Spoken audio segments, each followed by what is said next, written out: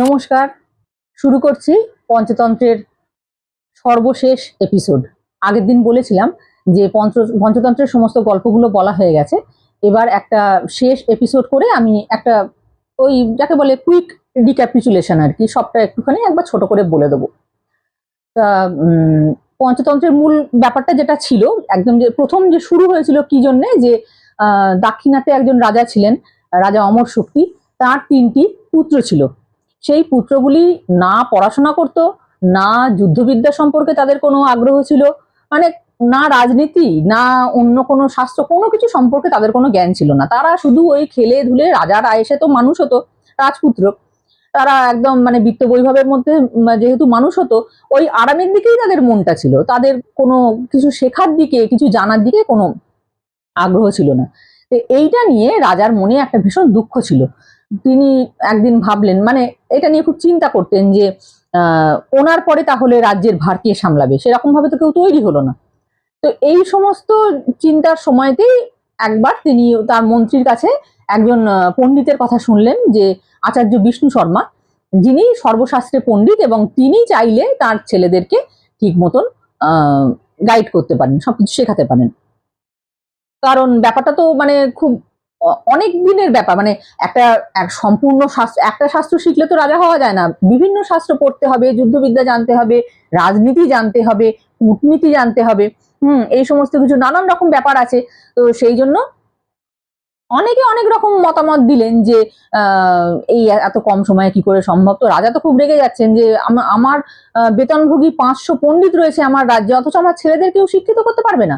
তো তখনই ওর একজন মন্ত্রী, যিনি খুবই বিচক্ষণ ছিলেন, তিনি বললেন যে ওই আচার্য বিষ্ণু শর্মাকে আপনি ডেকে আনুন, উনি একমাত্র আপনার ছেলেদেরকে সুশিক্ষিত করতে পারেন।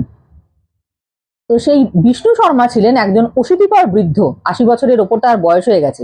তাকে যখন ডেকে আনা হলো, তিনি এসে রাজাকে আশীর্বাদ করে দাঁড়ালেন।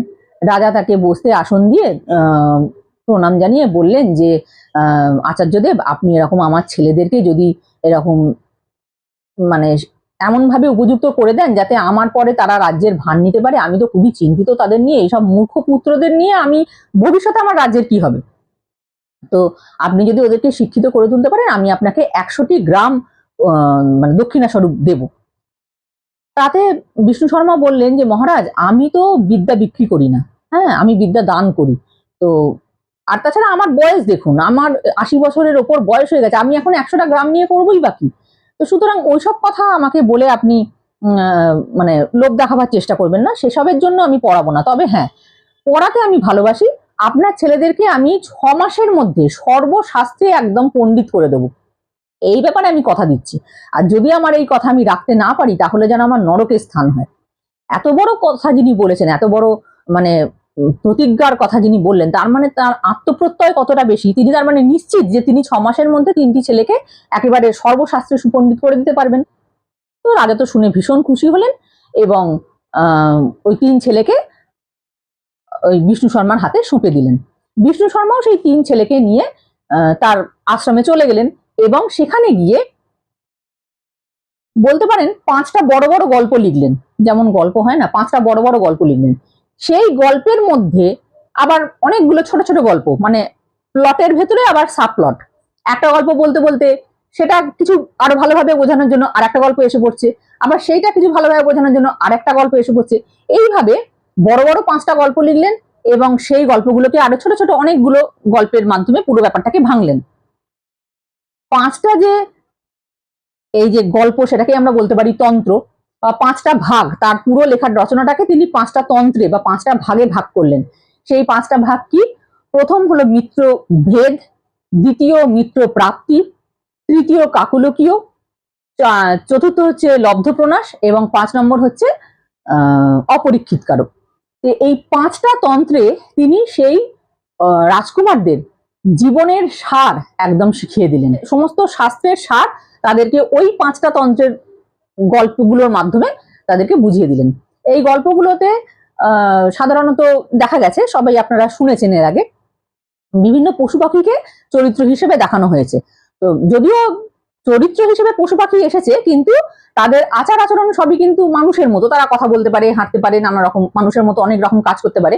তো তার মানে ওই পশু পাখিদের মাধ্যমে মানুষের জীবনে ওই ধরনের কোনো সমস্যা এলে কি করতে হবে সেইটাই উনি শেখাতে চেয়েছেন। তো মিত্রভেদ, প্রথম যে তন্ত্র মিত্রভেদ, সেই তন্ত্রে কি শেখানো হয়েছিল? মিত্র মানে বন্ধু, আর ভেদ মানে হচ্ছে ভাগ, মানে বিভেদ।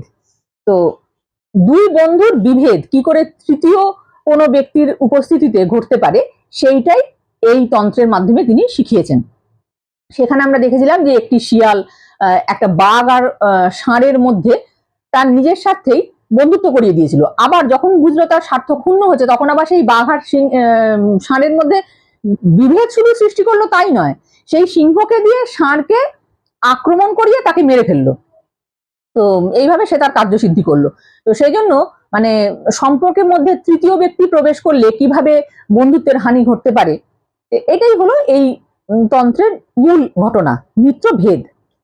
দ্বিতীয় হচ্ছে মিত্র প্রাপ্তি। সেই তন্ত্রে আমরা দেখেছি, দ্বিতীয় তন্ত্রে, যে মিত্র মানে বন্ধু, প্রাপ্তি মানে লাভ। মিত্র যখন আমরা বন্ধু পাই, প্রকৃত বন্ধু যখন আমরা পাই, তখন সেই বন্ধুদের সাহায্যে আমরা অনেক কঠিন কাজও সহজে করে ফেলতে পারি, যেটা আমাদের একার দ্বারা সম্ভব নয়। সেরকম ভালো যদি, হ্যাঁ শত্রু মানে বন্ধু বেশি শত্রু সেটা আলাদা, সেটা চেনার জন্য এখানে সেরকম গল্পও আছে যে সবাই ঠিক মতন লোক চিনতে হবে। তো বন্ধু বেশি শত্রু হলে তো সে তো বরং লাভের থেকে ক্ষতিই করবে বেশি। কিন্তু সত্যিকারের প্রকৃত বন্ধু যদি আমরা জীবনে পাই, তাহলে তাদের সহযোগিতায় আমরা অনেক বড় বড় কাজও করে ফেলতে পারি। সেইটাই শেখানো হয়েছে ওই মিত্র প্রাপ্তি তন্ত্রের মাধ্যমে। আচ্ছা, তৃতীয় তন্ত্র হচ্ছে কাকুলুকীয় তন্ত্র। কাকুলুকীয় তন্ত্র মানে কাক তো কাক, আর উল্লুক মানে হচ্ছে পেঁচা। পেঁচা আর কাক হচ্ছে চিরশত্রু। তো তারা একে অপরকে দেখতে পারে না। এখন ওই ওদের মধ্যে মানে ওই তন্ত্রের গল্পগুলোর মাধ্যমে বোঝানো হয়েছে যে বন্ধু সেজে, একটু আগে যেটা বলছিলাম, বন্ধু সেজে শত্রুর আস্থাভাজন হয়ে ভেতরে ভেতরে তার ক্ষতি করা এবং তাকে শেষ করে দেওয়া। রাজনীতিতে তো এইসবও দরকার হয় না, যে মানে অন্য লোককে কিভাবে, মানে কেউ ক্ষতি করতে চাইছে তাকে কি করে, শত্রুকে কি করে পথ থেকে সরিয়ে দিতে হবে, সেগুলো তো রাজনীতিতে শিখতেই হয়। এখানে ওখানে ওই গল্পগুলো কাক আর পেঁচার গল্পের মাধ্যমে সেটা শেখানো হয়েছে, যে কি করে বন্ধু হিসেবে শত্রুর মন জয় করে, বন্ধু সেজে মন জয় করে, তারপরে আস্তে আস্তে তার ক্ষতি করে তাকে আর কি একদম ধ্বংস করে দেওয়া হলো। তো দুটো শিক্ষা এখানে একসঙ্গে হলো, যে এক হচ্ছে কি করে শত্রুকে পথ থেকে সরাতে হবে, সেটা একটা শিক্ষা। আর আরেকটা শিক্ষা হলো যে তুমি যাকে শত্রু বলে জানো, সে হঠাৎ তোমার বন্ধু হতে এলে, হ্যাঁ, হট করে তাকে বিশ্বাস করতে নেই, সে কিন্তু বিরাট বড় ক্ষতি করে দিতে পারে। এইটাও একটা শিক্ষা। তো এই দুটো শিক্ষাই ওই তন্ত্রের মাধ্যমে তিনি শিখিয়েছেন। আচ্ছা, এই হলো তৃতীয়। 4 নম্বর হচ্ছে লব্ধ প্রনাশ। লব্ধ প্রনাশ মানে কিছু লাভ করা এবং সেটা তারপরে হারিয়ে ফেলা। তার মানে কোনো যে জিনিসটা আমরা পাইনি, কোনো কিছু আমরা পেতে চাই, সেটা কি করে পাওয়া যেতে পারে, সেটা একটা ট্রেনিং। এবং তারপরে সেই পাওয়া জিনিসটা আমরা কি করে নিজেদের কাছে রাখবো, কি করে তাকে মানে মানে কি করলে সেটা হারিয়ে যেতে পারে, আমরা সেটাকে মানে হারিয়ে ফেলতে পারি, সেই রকম শিক্ষাগুলো দিয়েছেন। এখন শুধু ধন সম্পত্তির কথা এটা নয়, যে অনেক টাকা পয়সা মানে রোজগার করলাম, সেটা কি করে সঞ্চয় করব বা কি করে সেটা নিজের বা অন্যদের উপকারের কাজে লাগাবো, সেই সমস্ত, তা কিন্তু শুধু নয়।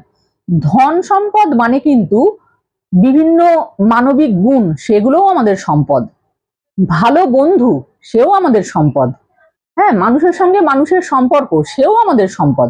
তা এই সবগুলোকেই কিন্তু টিকিয়ে রাখতে হয়, রক্ষা করতে হয়, তাই না? তো সেইটা কি করে করা সম্ভব, সেই সম্পর্কে উনি এই লব্ধপ্রনাশ তন্ত্রে রাজকুমারদের শিক্ষা দিলেন। এবং পঞ্চম তন্ত্র, যেটা শেষ তন্ত্র, যেটা আগের দিন শেষ হয়ে গেল, সেটা হচ্ছে অপরীক্ষিত কারক। অপরীক্ষিত কারক মানে হচ্ছে, এটাও একটা বিরাট শিক্ষা, যে কোনো কিছু পরীক্ষা না করে চট করে কাউকে বিশ্বাস করে কিছু করে ফেলা উচিত নয়।